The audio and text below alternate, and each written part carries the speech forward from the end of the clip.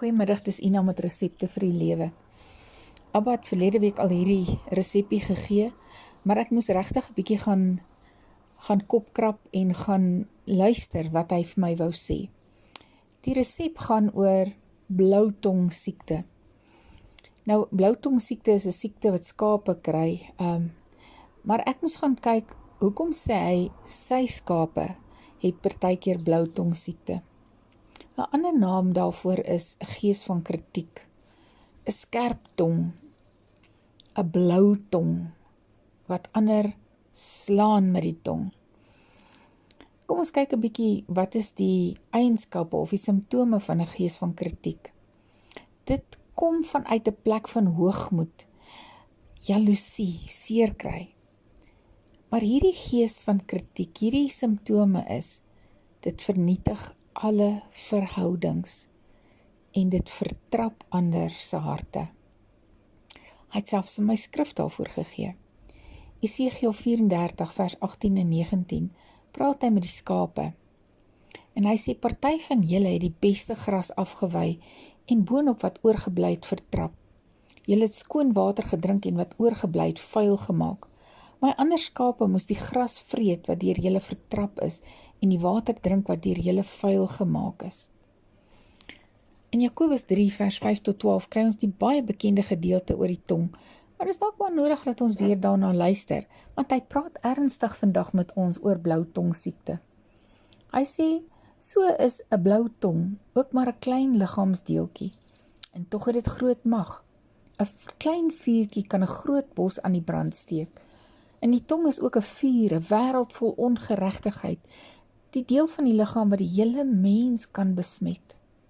Dit steek die hele lewe van die geboorte af tot die dood toe aan die brand, en self word dit uit die hel uit aan die brand gesteek.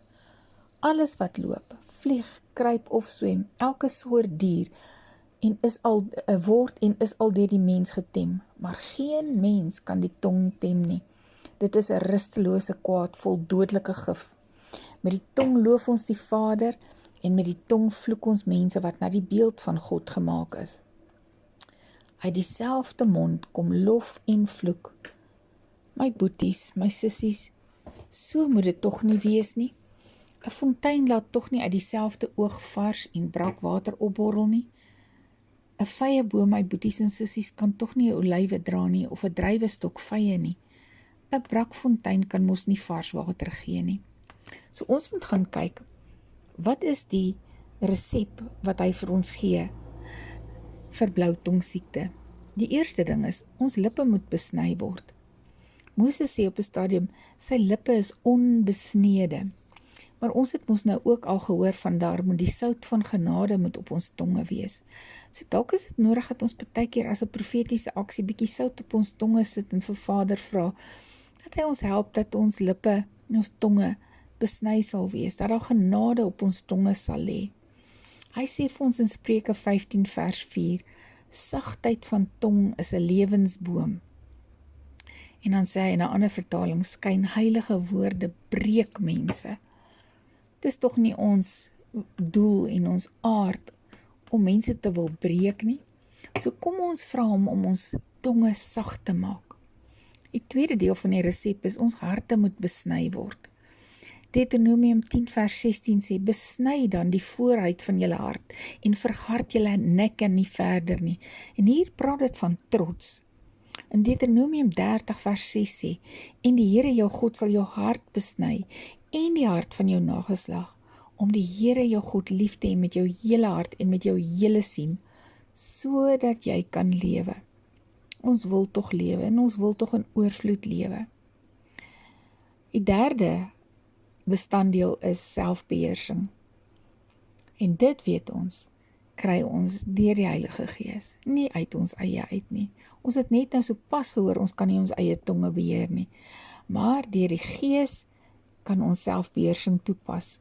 Psalm 34 vers 13 en 14 sê, as iemand die lewe lief het en 'n lang lewe begeer om die goeie te geniet, moet hy sy tong weerhou van kwaadpraat en sy lippe van leuns. Wat sou die teenoorgestelde wees as ons tonge sommer net los om te sê wat hulle wil sê? gaan ons lewe dalk nie so lank wees nie, as ek nou hierdie sinnetjie reg lees. Psalm 39 sê Dawid, ek het gesê, ek wil my weë bewaar, sodat ek nie sondig met my tong nie. Kom ons gee ons tonge ook oor vir hom. Spreuke 12 vers 18 sê, praat sonder om te dink kan soos dolksteke wees, maar wyse mense bring genesing met wat hulle sê. In Spreuke 21 vers 23 sê, wie sy mond en sy tong in toom hou, hy hou homself uit gevaar. So nie net gaan dit oor dit wat ons ander toedien nie, maar 'n tong wat nie besny is nie, 'n tong wat sommer wild en wakker 'n blou tong siekte het, kan ons in die gevaar bring. Die mooiste skrif oor die tong is vir my in Spreuke 31 vers 26. Die prentjie van die bruid van Yeshua. Vers 26 sê, haar mond maak sy oop met wysheid en vriendelike onderrigting is op haar tong. My boetie, my sussie, kom ons gee ons tonge en ons harte vir hom om te besny, dat die hardheid wat ons harte is, nie in ons harde woorde en ons harde klank van ons stemme sal uitkom nie, maar dat daar 'n sagtheid op ons tonge sal wees, dat ons monde sal oopmaak met wysheid en dat daar vriendelike onderrigting op ons tonge sal wees. Kom ons raak ontslae van bloutongsiekte in die bruid van Yeshua. Amen. Abba Vader, dankie dat U ons leer, dat ons nie met tonge moet rondloop wat U kinders seermaak nie. Tonge wat nie genade het nie. Tonge wat mense uit die koninkryk uithou. Ons loof U vir U goedheid, dat U besig is met elkeen van ons. Amen.